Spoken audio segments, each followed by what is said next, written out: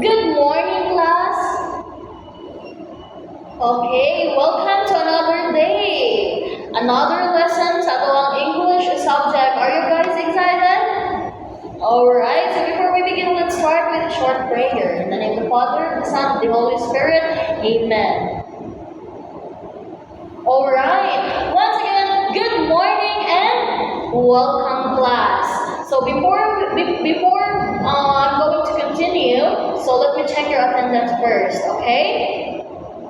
Alright, class, you did amazing job today because gitagan sa video perfect attendance. Alright, but class, before I'm going to continue, let me recap our classroom rules again to avoid interruption. Right? Muna itong permi ginabuhat kung nakamo pa tayo sa itong klase just to make sure na wala interruption may tabo. So first, classroom rules that we have is listen attentively when someone is speaking. It is very important, class. Number 2, participate actively in all activities. Number 3, show respect to classmates and the teacher. If you're going to apply the rule number 1, you show respect na. Number 4, speak kindly and avoid hurtful words, class, because we have a different perspective.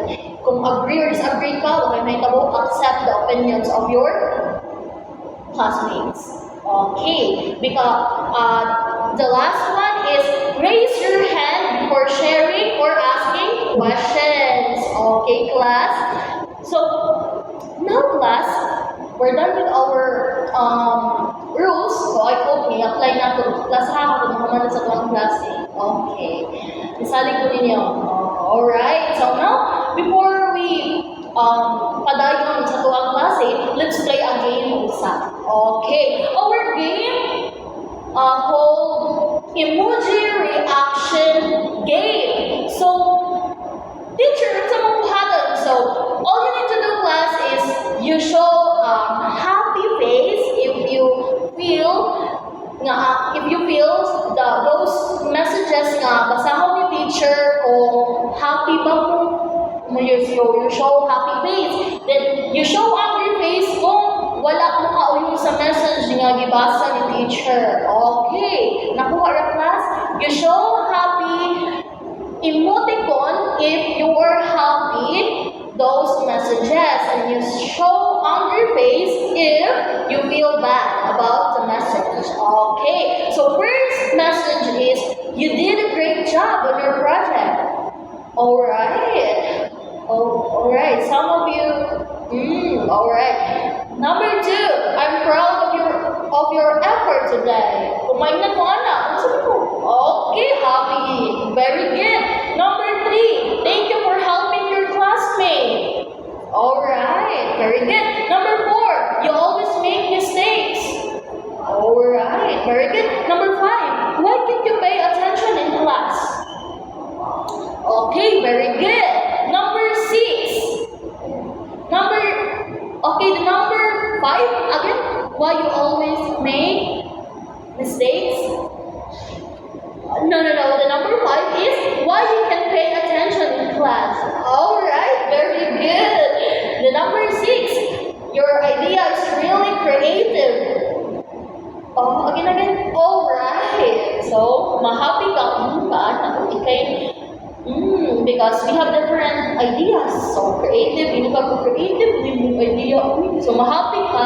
Okay. Number 7, you never finish homework on time. So, ingat ka, anak. If someone ingon mo, anak, magsaman ka. Okay. The number 8, I appreciate how you participated. You feel appreciated. Okay, happy. Number 9, okay, you should try harder. This isn't enough. What do you think? Okay, very good. The last number, you are a good friend to everyone. Alright, very good. Nice game. Now, I have here questions about our game earlier. So, about the game earlier, I have following questions. So, you can raise your hand, class, if you want to answer. Okay? Okay. Any idea? Okay. So, number 1 question. How did you find the activity? What do you think? You feel bad about the activity or what? Okay, nice idea. Number two, which messages were easy to identify as positive or negative message? Alright, why? Very good. How about number three? Observe message number one. What do you think? Is it positive or negative? Alright, nice idea. Very good. How about number four? Observe message number four. Can you please observe? Is it positive or negative? Why do you think is it negative? Alright, very good. How about number five? When you show the emoji for message number six, what feeling were you expressing? Alright, can you show me your face? How you feel? Alright, the last number. Think about the message number 9. You feel it sad? Alright, so the last question. Based on the activity earlier, what do you think our topic for today? Do you have any idea? Alright, you have a point because our discussion for today, it's all about recognizing positive and negative messages conveyed in a text. So we all know. So first, let me introduce first a message. So a message contains a text, right? So a message is an idea, feeling, or information that a sentence or expresses. Sometimes a message can make the reader feel good, supported, or encouraged. This is a positive message. Other times, a message may sound hurtful, discouraging, or insensitive. This is a negative message, right, class? If people will say something about you or unsa imong gibuhat, you can recognize unsa imong ma-feel, right? If you feel it bad or happy. Okay, so let's talk about first a positive message. So positive message class expresses encouragement, appreciation, hope, respect, and kindness.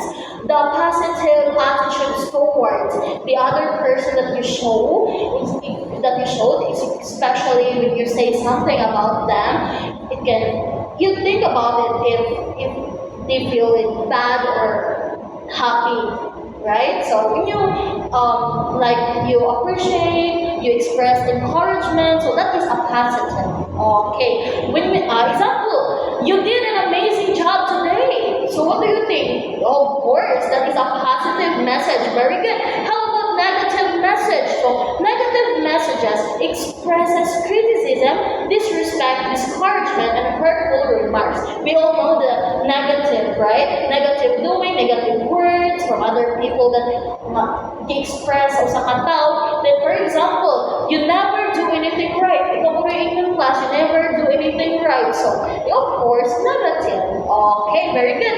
When reading class, dili lang kayo nababasa ang mga positive or negative messages. Of course, class, madungog na nato class, right? Masakit galing class to ko. Madungga na to, right? Yeah. Or analyzing, when reading or listening or analyzing a text, it is important, class, to identify if the message class help build someone up, only positive. If the words can help someone up, then that's a positive. Or bring someone down, negative to the class. So recognizing this helps students communicate better and become more mindful with their words, right? And then, positive messages class expresses also gratitude, motivation, or encouragement. So, and they also express greetings, agreement, or congratulatory remarks. Okay. Sa akong gibuhat nila nga, sa sinabatayan ninyo, kung sa man nga words, yun nadunggan nga positive. Di ba na anak ko, you did an amazing job, your perfect attendance mo. Okay, that is a positive. And then on the other hand, how do you convey a negative remarks or messages? What expression are used? Of course, a negative. To help you recognize the negative messages, to help you recognize the negative messages, it is important that you are familiar with the commonly used negative words and expressions. Of course, dapat kayo na sa mga signal words nga negative na day na. Like kayo mga wala kayo negative to, positive to, ana. Signal words are expressions commonly used to express negative negative messages. Includes the following class: neither, never, no one. So kung saan siya gamitin class, mean to use. These are used when conveying negative expression or negation. For example, class. Online class is not possible for all students. So is it positive class or negative? Of course, negative. Of course, negative. So, other negative single words class include nobody, none, nor, na. A lot of words here in screen class. Nakita ninyo, nobody, none, nor, nothing, nowhere, knowing, not at all, and not possible. So, mauna class no, mga single words good. And then, example class. Nobody remembered that today is my birthday. Kasi kung ma-feel ang class, kung show the expression. If you feel negative, okay, negative message. So, words used when expressing disappointment include feel better, disillusion, dismayed, disgruntled, and sad. Sad to know. Example class, people feel bitter when things don't go as planned. So, the teacher was dismayed to learn that 2 of her students failed in the test. So, there are a lot of negative messages class na siya yung mga kuan-kuan na, katong parehang class na, katong disappointment. Okay, words used when expressing anger class, most in class, ganina kay disappointment ka class, kung show kang anger class, I disagree, I don't think so, I doubt, that's impossible and no way. So example class, I disagree when people insist to go out even during curfew hours, and I doubt the effectiveness of medicine when disagree ka. Okay, negative. The words and expression class listed above convey negative messages class, right? So negative messages convey unpleasant information such as negation, disappointment, anger, or disagreement. Di ba ang single words sa under nila? Aside from recognizing positive and negative messages class conveyed in a text, dili lang sila sa text, dili lang sa message class, pwede na siya makita class. As what we observe now, hilig kayo ng mutanaw class. We are now mutanaw na sa mga salita din. After the class, na-show the expression class, oy, bati o, ani, uy, ay, hala, mag-input, na class ko. When you show negative, oy, bati o, uy, kung positive, hala, mag-input, uy. So now, we're done. So, I hope you understand and you learned something about our discussion, because let's begin with our exercise number 1. Just to test class, nga nakasagot na dyan mo. So, kung saan siyang exercise teacher? So, spot the message, positive or negative. So, here is the slide class na ay short story. So, class, you read it first. Okay? Alright, very good. Thank you. And now, let me read again. Okay, I'll read again, class ha. It was Monday morning when Lily and her classmates started working on their group project. She tried her best to help, but her classmates Mark frowned and said, "You're too slow. You always make things harder for us." Lily felt hurt, but she continued working quietly. A few minutes later, their other classmates, Jana, smiled at her and said, "Don't worry, Lily. I like how careful you are. Your ideas makes our work better." And then Lily felt relieved and continued helping. When they finished the project, their teacher looked at their output and said, "Great teamwork. I can see everyone contributed." And when they finished the project, their teacher looked at their output and said, "Great teamwork. I can see everyone contributed." Lily smiled, knowing that even if there were negative comments, there were also positive words that encouraged her. Alright? So, spot the message, negative or positive. So, all of you got the correct answer. So, meaning to say, nakasabot ra mo sa gidiscuss ni teacher. So, now I have here a questions. So, following questions. So, 9 questions here, and then all you need to do, just copy the questions and answer. Alright. Okay. This is your final quiz for our discussion. So, our final quiz is list 10 positive messages and 10 negative messages that you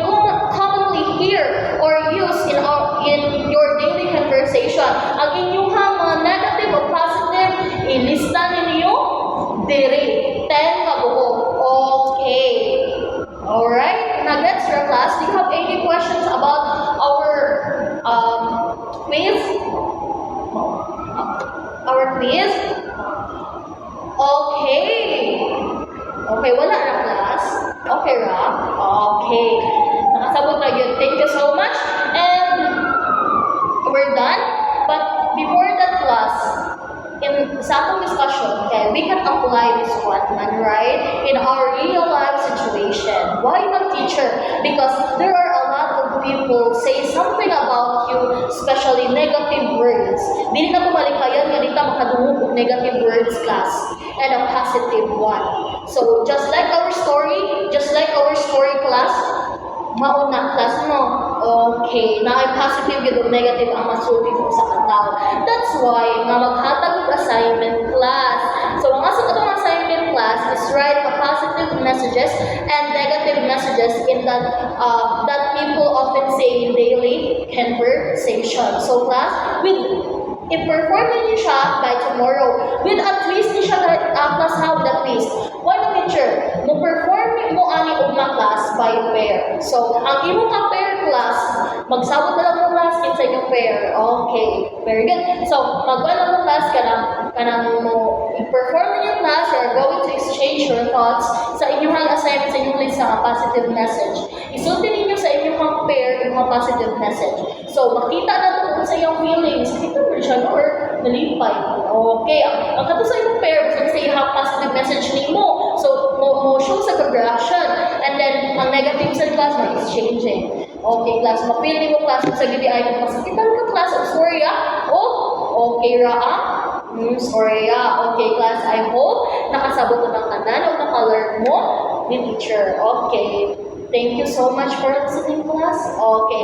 Before we end class, before tamuli class, mag-pray sa ta. Okay. In the name of the Father, the Son, the Holy Spirit. Amen.